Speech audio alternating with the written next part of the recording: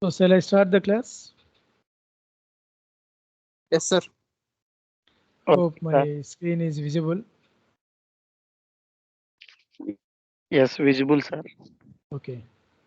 Well, so as I said earlier, in the previous class we discussed about elastic and inelastic markets, and we also seen how the inelastic markets affects consumer wealth. So you just see here vertically integrated line, which represents customer demand, and supply curve 1 and supply curve 2, they are nothing but varying, and their prices based on the uh, production cost, investment cost, and operational cost, etc. But if you see the customer, he is not varying his. So whether cost is increased or decreased, customer paying same amount. So that is not a good sign for customer's wealth. Hence, that is the drawback.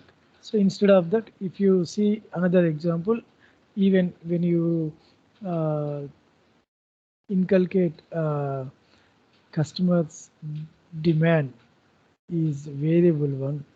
So if you create elasticity nature with respect to customer behavior, then they can change their consumption pattern when the price is high, such that they will be charged less. And sometimes if a customer's nature is inelastic nature, then whenever there is inadequate shortage of generation, then there is a gap between generation and demand, such that supply shortfall will exist, and such that there is a chance to raise the prices by the generators. That is called as price spark, and hence it is essential to limit a price spark by a ceiling, and uh, instead of that, by it's better to uh, if we have a demand has elastic nature, no need to create any limitations or ceiling for any generator, such that even with the elasticity of demand response, with the elasticity nature of demand, they can change their consumption pattern, and there is a chance to get balance between generation and demand like this. So, and in addition to that, we also discussed examples by considering two generators and one load, and based on loss, whether we can make use generator one alone or generator two alone, or the third case is both the generators.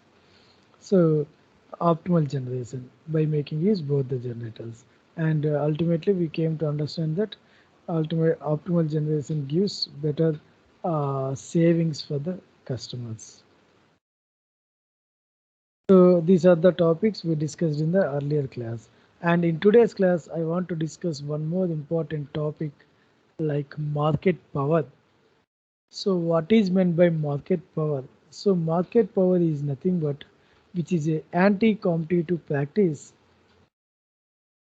used by the dominant generators incidentally and sometimes accidentally, and that is called as market power. And here, sometimes due to the transmission constraints, there is a chance to practice market power, and that is called as accidentally. And sometimes our large generators can uh, influence the market by withholding its generation, and such that there is inadequate of generation with the ఒకరు uh, మారాలని కోరుకుంటారు అంతే మారాల్సిన అవసరం లేదు ఏం start Emma. Hello. చేస్తాం Yes, any problem? Greya. Problem, sir. Sir no problem Yes. I request all the students please be mute until unless when you have any doubt. Okay And whenever you have doubt, please feel to interrupt me at any point of time, such that it will be quite good for taking class in a smooth way. Okay. Okay sir So, as I said earlier, sometimes people try to practice market power accidentally and sometimes incidentally.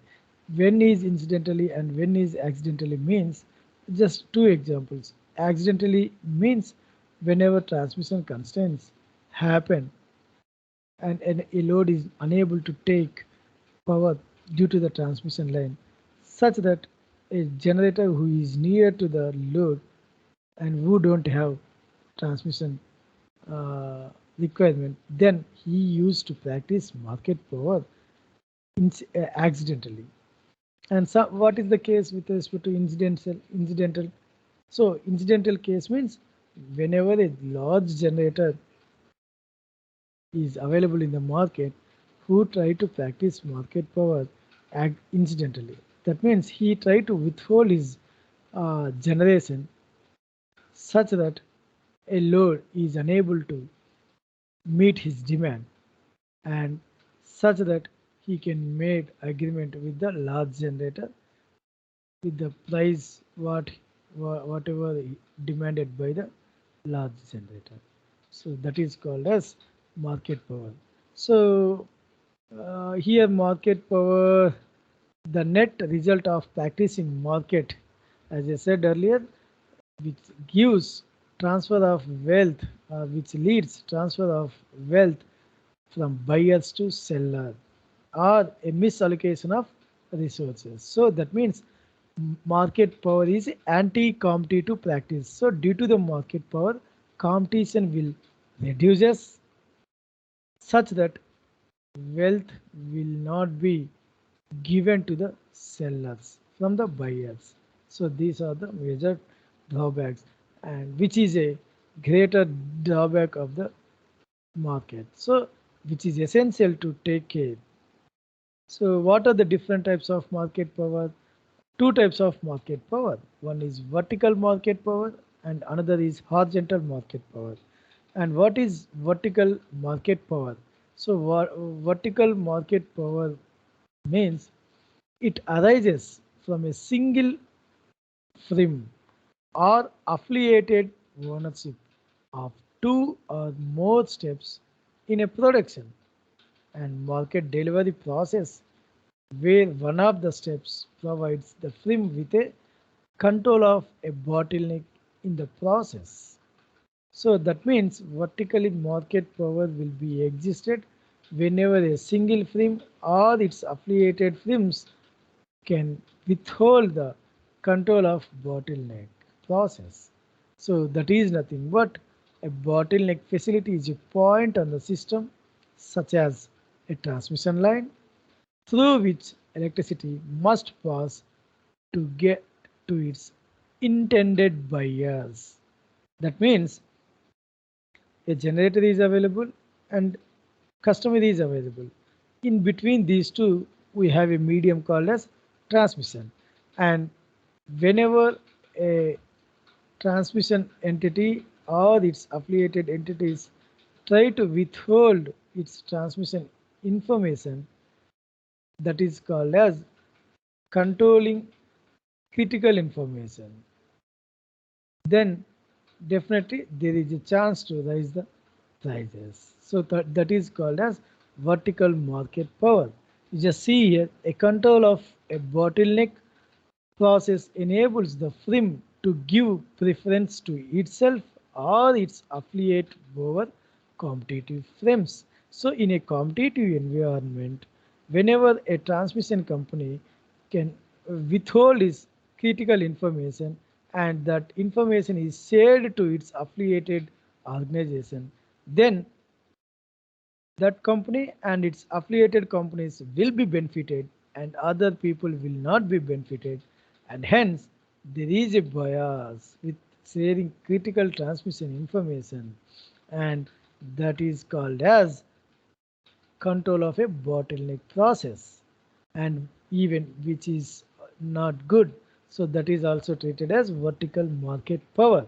But a successful development of a well planned and fully functional ISO definitely resolves vertical market power. And this is about market power. So vertical market power is nothing but sharing critical information will be withheld and it shares to the affiliated organizations alone, and that is called as vertical market power. And what is horizontal market power? And which is nothing but a large generator can withhold its production and restricted output. So that means a large generator can control the market output power such that market will be inability to meet market demand, and such that generators can try to practice market power by raising its prices. That is called as horizontal market power. So if such concentration is sufficient with respect to certain other market conditions, the firm can influence the supply demand equilibrium and hence prices. That means a large, suppose let us see, uh, we have a demand like 1000 megawatts, but we have three generators, one generator having capacity to produce 800 megawatts and another generator having to produce 200 megawatts and another generator is having produce 100 megawatts. Altogether 1100 is available and total demand is 1000 megawatts. So demand and supply is balanced, but the fellow who is having large production like 800 megawatts will withhold its generation, though he have a capability to generate 800 megawatts. He will produce only 100 megawatts, and other two people, one is having 20 200 and one is 100, altogether only 400. So 1000 and 400, there is a large gap between. So that means there is a mismatch between generation and demand. Hence, demand loads customers doesn't have any alternative. Hence, this fellow will increase prices when compared to the other generators, such that load will make agreement with the large generator and simply it ignores small generators. That means the small generators will face difficulty to withstand in a market due to the large generators. So that is a major. Hence, competition will not be there and competition will be reduced and will be restricted. Hence, small generators will not be withstand in a market and they will may get loss due to not selling their power. Hence, it's not good for uh, it's not good for healthy environment in the market. So that is called as horizontal market power. But here let us see that concentration in a market measures the market dominance using market share data. That is how many firms exist in the market and what are their relative sizes determine the market dominance. So in the present example, the fellow who is having 800 megawatts capacity, that generator he is a that generator will influence the market since he is a dominant generator.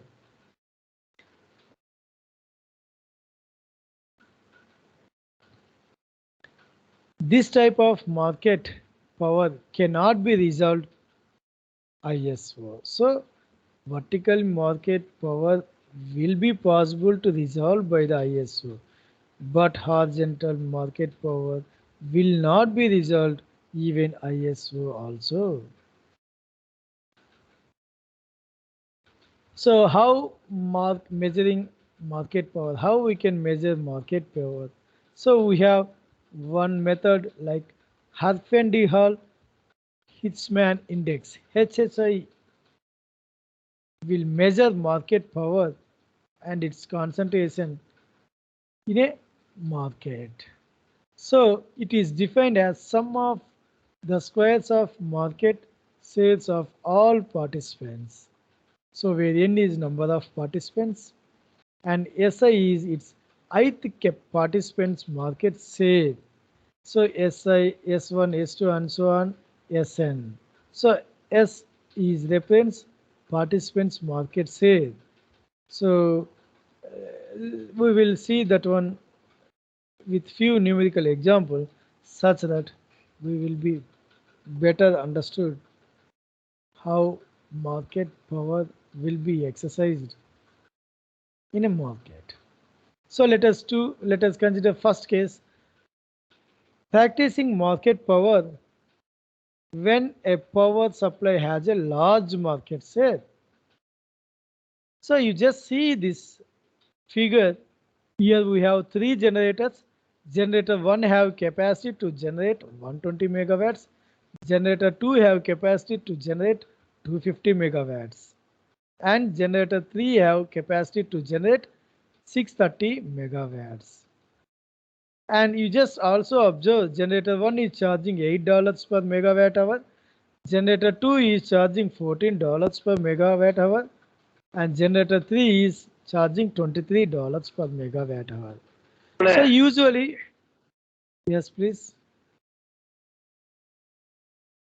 Usually, customer or load will prefer generation with a generator who is charging less. So that's why load will give priority for Genco 1 who is charging $8 per megawatt hour. That is one, but total demand is 600. Then he go for next other cheaper resource and that is Genco 2 who is charging 250 megawatts. But here due to transmission lines he can take only 140 megawatts and 130 megawatts from Genco 1 and Genco 2. So altogether 270 megawatts will be received from Genco 1 and Genco 2 through the transmission, like from 2 to 3 140 and 2 to 1 110 megawatts, and such that if you see the transmission line limit from 1 to 3 it is 130 megawatts, 2 to 3 it is 140 megawatts.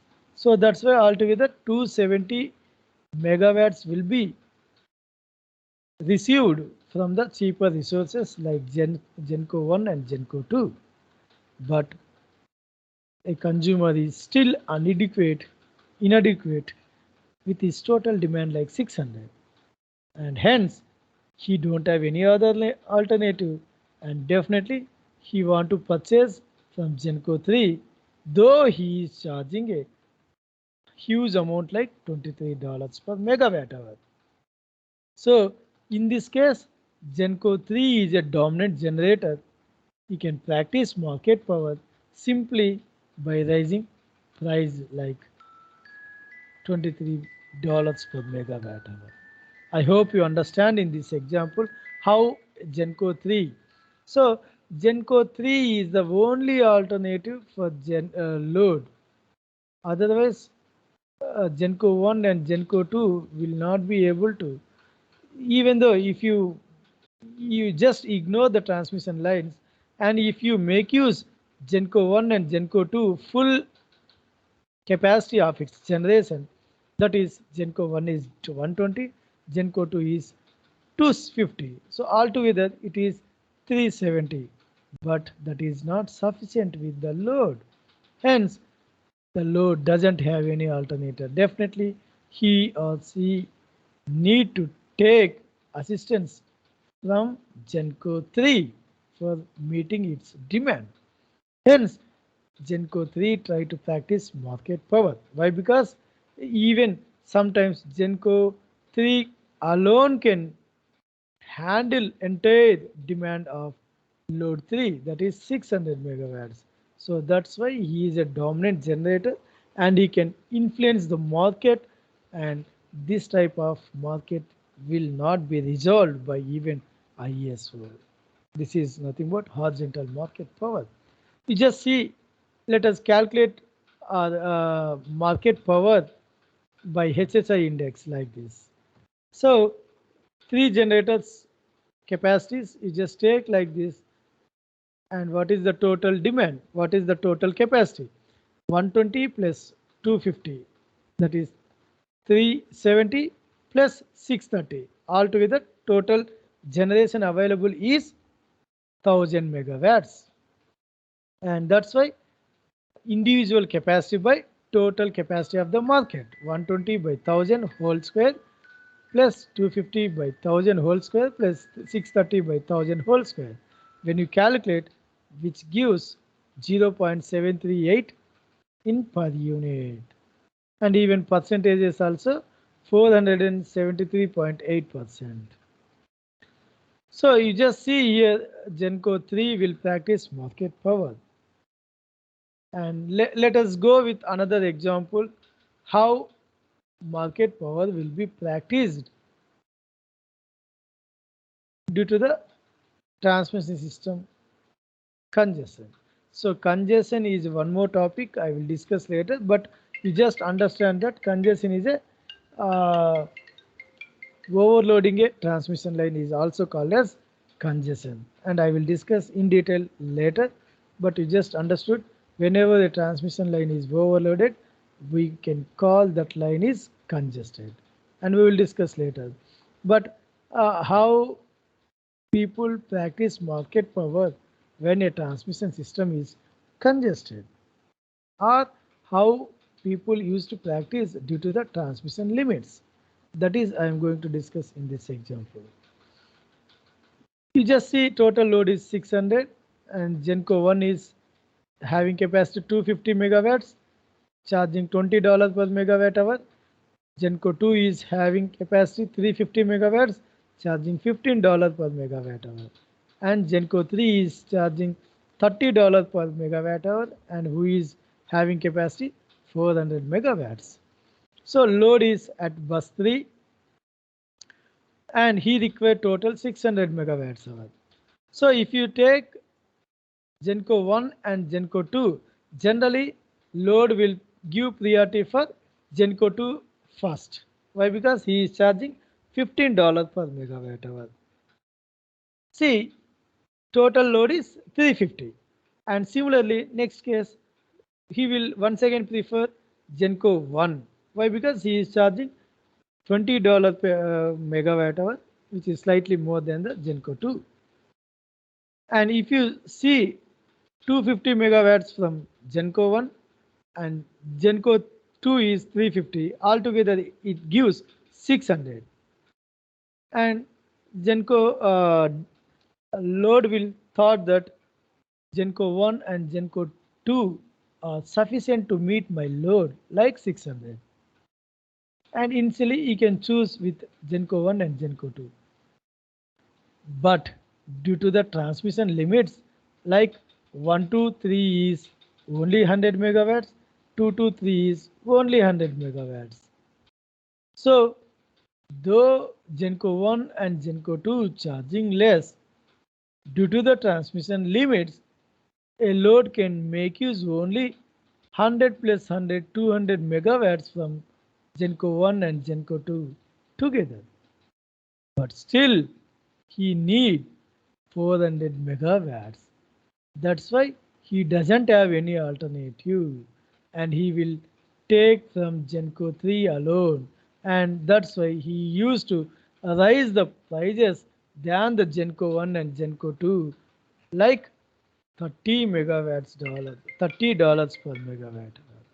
Hence, this type of practice is called as vertically market power, and which is mainly based on critical information like transmission system information. I hope you understand, and similarly you can calculate HSI index, and which gives, so you just see here when you compare to the earlier case here 0.473 per unit index, and you just see here 0.3. Though HHI index is less, but due to the transmission limits, people try to practice market power.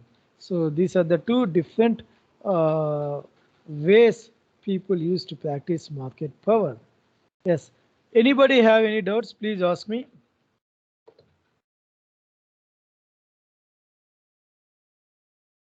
No Is doubt, it, sir. No No doubt, sir. doubt, sir. okay?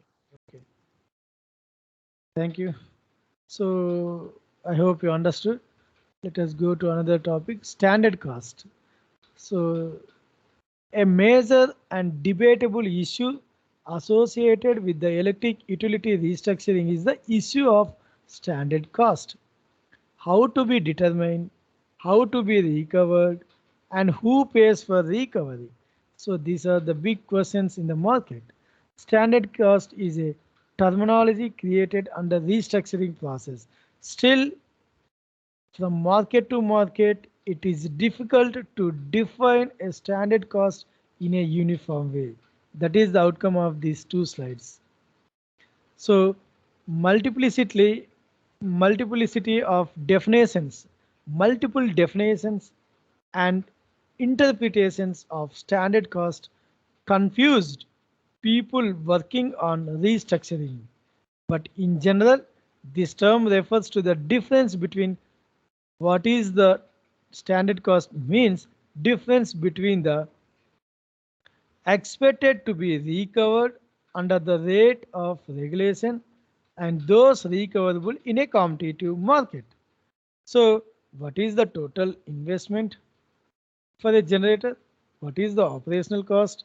What is the maintenance cost? And what is his profit? So collectively, a standard cost is difficult to create from market to market due to the competitiveness. So it is varying from one market to another market. So in a vertically integrated monopoly, that means before restructuring, utilities are used to cover their cost of doing business in rates charged to customers. So for the generator, if you take what is the production cost, what is the maintenance cost, what is the operating cost, what is the capital investment, and all these things will be covered while charging the customers. So that is cost include operational cost and invested capital cost, where utilities cover these costs and considerable returns. That means profit on their capital investments through rates imposed on the customer. That is the way people used to practice in the vertically integrated monopoly.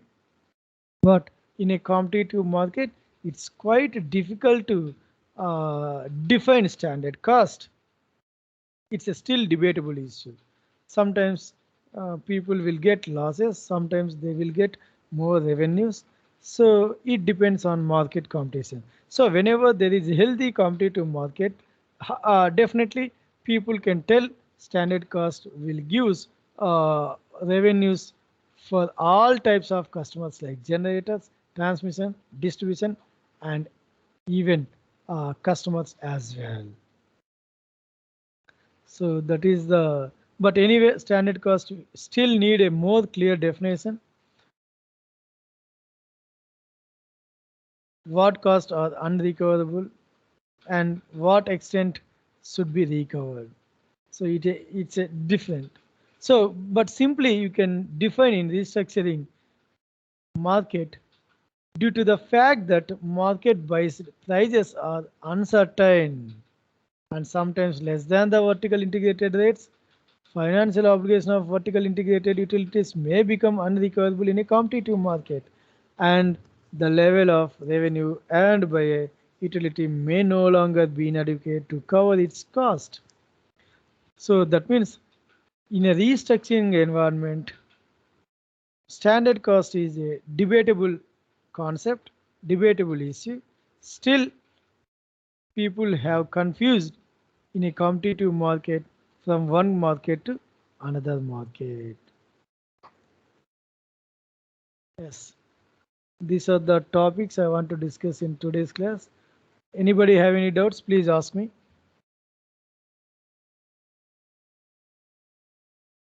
Yes, please.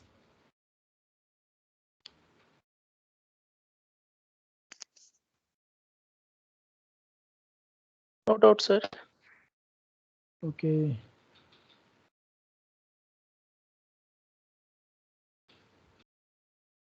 Yes. Anybody have any doubts? Others?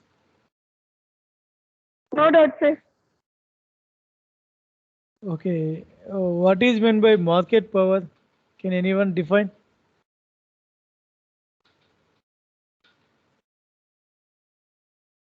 Influence of firm over the market due to its large margin of production. Large margin of production. Okay. Still any other? Correct. Still any other answer? That is one way we can define. Another way is also there with respect to market power. So can you define? So large market power means that is a there is a scope to practice incidentally by a large market share of a generator. So like that any other only large market other is also there. Yes, please.